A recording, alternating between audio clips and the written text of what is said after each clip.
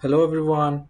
In this video app, we're gonna go through DAC Sawtooth wave generation for peak current mode buck converters in STM32G4 series. I'm gonna first talk about buck converters, a short introduction to buck converters and how they work. And I'll explain why we need a slope compensation in buck converters peak current mode control. Then I'll go through Biricha STM32 software, and then I'll explain how to generate a sawtooth waveform in DAC. Next, I'll explain how to configure DAC and high-resolution timer in STM32Cube And at the end, I'll show you the sawtooth waveform in an oscilloscope. Here is a buck converter topology. As you can see, we have one switch here. So we have control over this switch. Buck converters are always step-down converters. It means that the output voltage is always less than input voltage, and the relationship between the input voltage and output voltage is this equation. So V out over V in is duty cycle. So let's say, for example, our input voltage is 12 volt, and we want our output voltage to be at 3.3 volt. So the duty cycle has to be 27.5%. So it means that if we set our duty cycle here at 27.5%, we're going to always get 3.3 volt here. But why do we need a closed loop control? If the input voltage changes or if the load changes and we want to regulate our output voltage at 3.3 volt, we have to change the duty cycle accordingly. So that's why we need a closed loop controller to account for these changes. There are typically two types of control for buck converter: voltage mode and current mode. Here in voltage mode, we always measure the output voltage using a voltage divider and a DC, and then we compare it with our reference voltage, and the error goes to compensator. The compensator can be a PI or type 2 or type 3 controller. Here it's a two-pole, two zeros, which is type 2 compensator. And then we have scaling factor here because we have a potential divider gain and ADC gain. So that's why we need to account for these two gains here. And the output is duty cycle. Current mode control is more complex.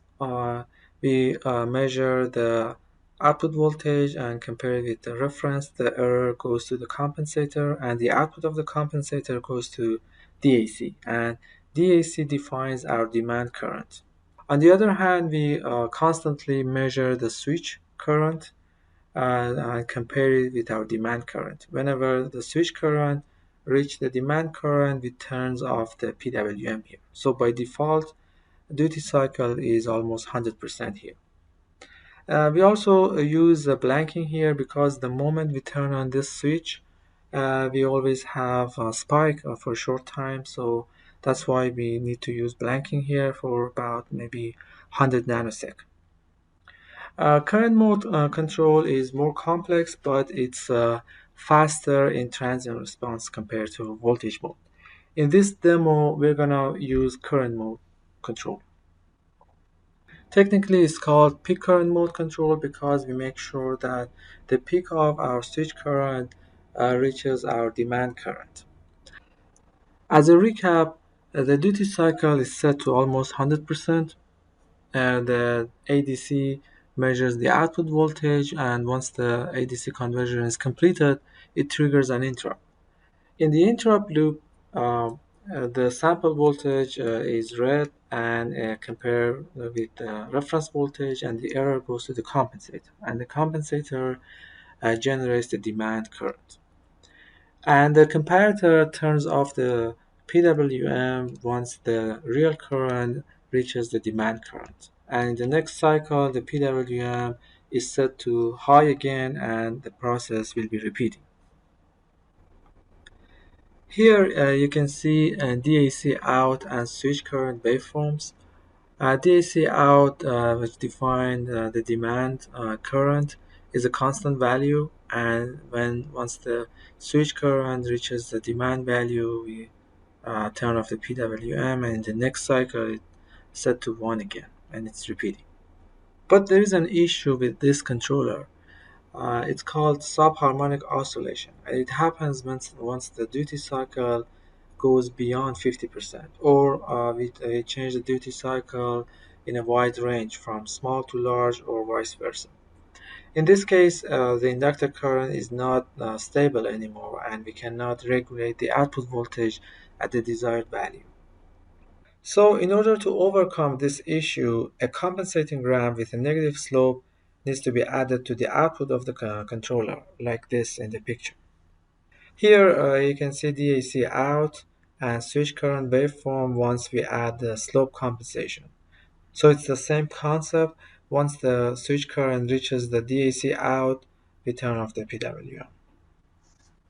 In this case, we eliminate the subharmonic oscillation issue. In order to design the compensator for peak current mode buck converter, we use Biricha STM32 software. A Biricha STM32WDS is a power supply design tool used for STM32 MCUs. So here you can select your converter specification, your topology, your input voltage, output voltage, and power, your switching frequency, and the phase margin. And also we can select our controller type, either type 2 or type 3, and then it generates the coefficients for the compensator here. Then we can copy these coefficients and use it in our code. Here is the Biricha STM32WDS software. So as I mentioned here, we can select our topology here, buck, boost, flyback. So in this case, we use a buck converter, and your input voltage, output voltage, maximum current, switching frequency, phase margin, and we can also select our inductor value and output capacitor value, and the controller type, type 2 or type 3, and at the end the software is going to generate the coefficients for us, the coefficients for the compensator. Here you can also see the body plot of the compensator here. Now we want to configure DAC. Referring to G4 series reference manual, there are 4 DAC, DAC 1, 2, 3, and 4. DAC 1 has 2 channels, and each channel can be connected to either external pin or on-chip peripheral. DAC 2 has 1 channel that can be connected to either external pin or on-chip peripheral. And DAC 3 and 4 don't have any external pins, so they are connected to on-chip peripherals. In this example, we use DAC 1 because it has 2 channels. We use channel 1, out 1, to be connected to an external pin because we want to show it on an oscilloscope. And we use the second channel to be connected to on-chip peripheral, which in this case is the comparator. In DAC Sawtooth wave generation, there are 3 parameters that need to be defined: initial value, increment value, and sawtooth direction. Initial value is also called a reset value, where the sawtooth counter starts. In CubeMX, it's called reset data. We'll talk about it shortly. Increment value defines how much voltage we want to subtract or add to the previous value. In CubeMX, it's called step data. And sawtooth direction defines whether we want to increment or decrement from the previous value, and it's called polarity in CubeMX. In DAC Sawtooth wave generation, the counter starts from reset data, and at each increment trigger, it either increments or decrements. In this example, we only decrements. So when the counter reaches 0, the counter reset to the initial value. There are two triggers, increment trigger and reset trigger, that must be selected through these two registers. In this picture, we can see the sawtooth waveform, and we can see the reset trigger and increment trigger. Reset trigger happens once the counter reaches 0, and increment trigger occurs several times during one cycle. And as you can see here, the counter starts from the reset value. This picture gives us a better idea how these parameters work. So the sawtooth waveform starts from the initial value using this register, and at each increment trigger, we update our sawtooth waveform using sawtooth step. So update is triggered by CMP2. So later we'll talk about it. And once the counter or voltage reaches 0, it goes back to the initial value using reset trigger. Now we want to configure the DAC and high resolution timer in CubeMX. CubeMX is a graphical user interface that allows users to configure STM32 MCUs and also generates initialization C code for Arm Cortex core. DAC1 is selected, which has two channels, channel 1 and channel 2. Channel 1 is connected to an external pin to show the sawtooth waveform in an oscilloscope. And channel 2 is connected to on-chip peripheral, which in this case is a comparator. So as you can see here, we have two channels. We need to make sure that we activate the sawtooth wave generation here. And polarity, we use decrement here. We also define reset data and step data here, but later in the code I'll show you how we define these two parameters.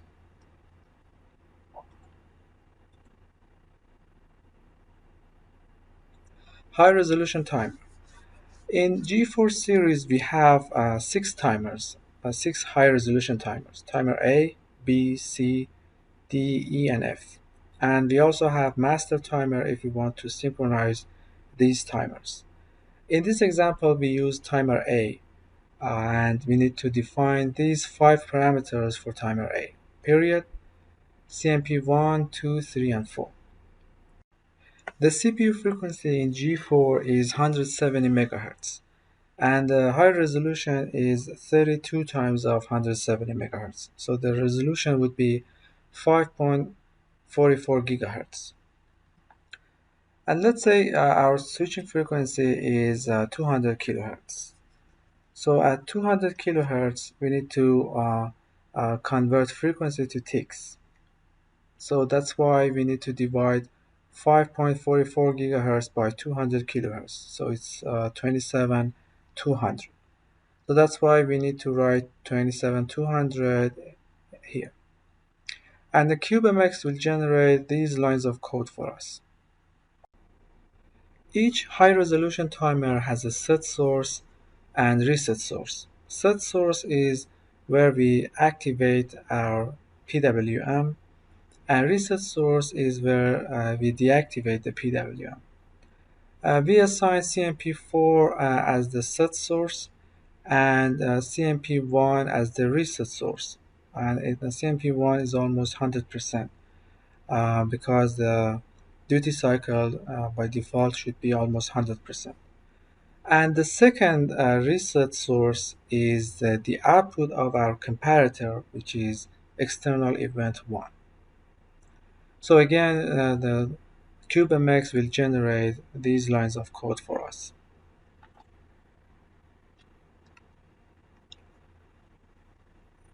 We assign CMP3 for the blanking.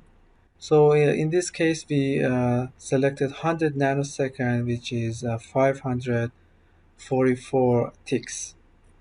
So whenever the counter reaches 544, it allows the comparator to send command to uh, turn off the PWM. CMP2 is selected as the increment trigger source.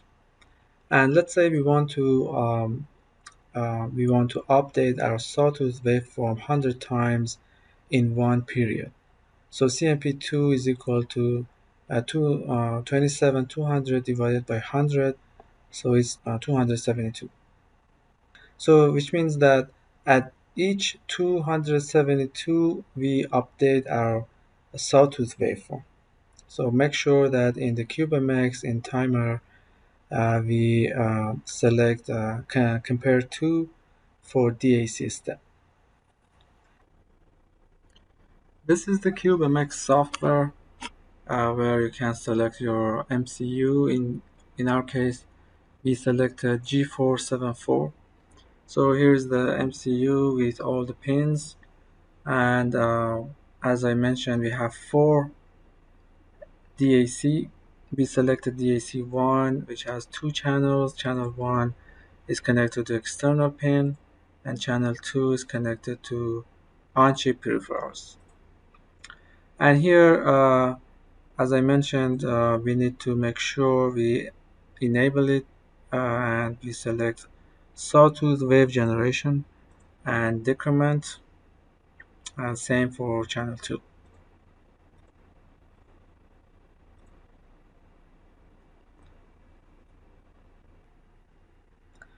And comparator 2 is selected here, and the negative input is connected to DAC channel 2.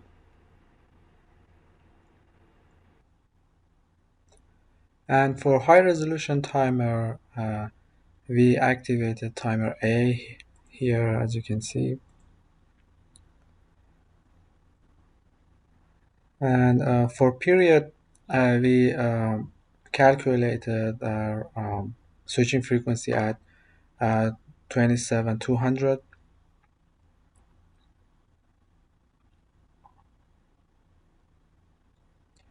The for blanking, we selected CMP3 here, and for set source, we assigned CMP4, and reset source, we selected CMP1 here, and also the second reset source is external event 1. And DAC step is selected at CMP2 here.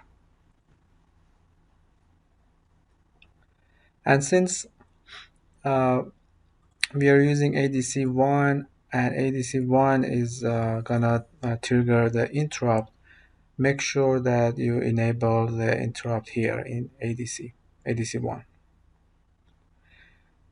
Then we can generate the code here. So CubeMX is gonna generate a C code for us.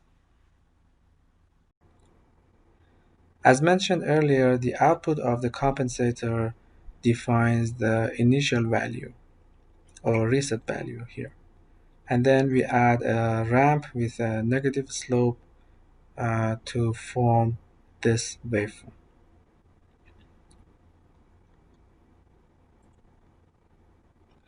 Here's the interrupt loop. In the interrupt function, we read the sample voltage first, and then use the compensator 2P2Z to calculate the output. M out is the output of the compensator, which defines the reset value or initial value of the DAC. We use two channels. Channel 1 goes to the external pin to show it in the oscilloscope, and the second channel goes to the comparator. This is the C code to generate a sawtooth waveform. We selected 100 as our number of updates, so it means that in one period we update our sawtooth waveform 100 times. So update is equal to uh, 27200 divided by 100, which is 272 ticks.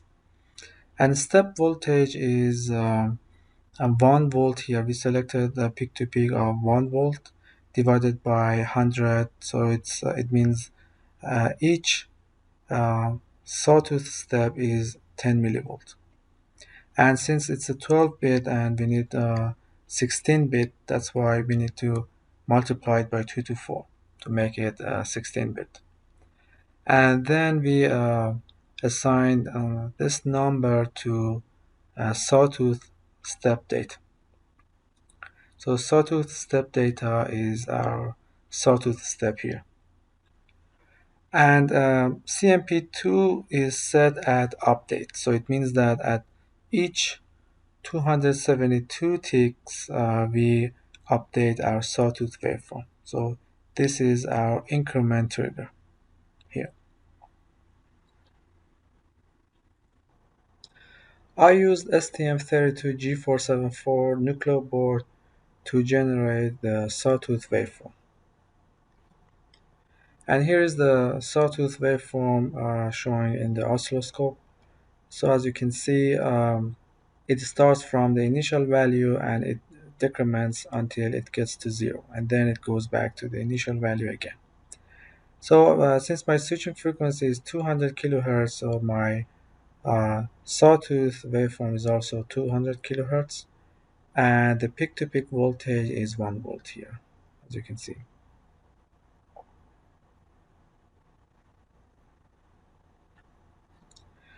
Here's the references. I used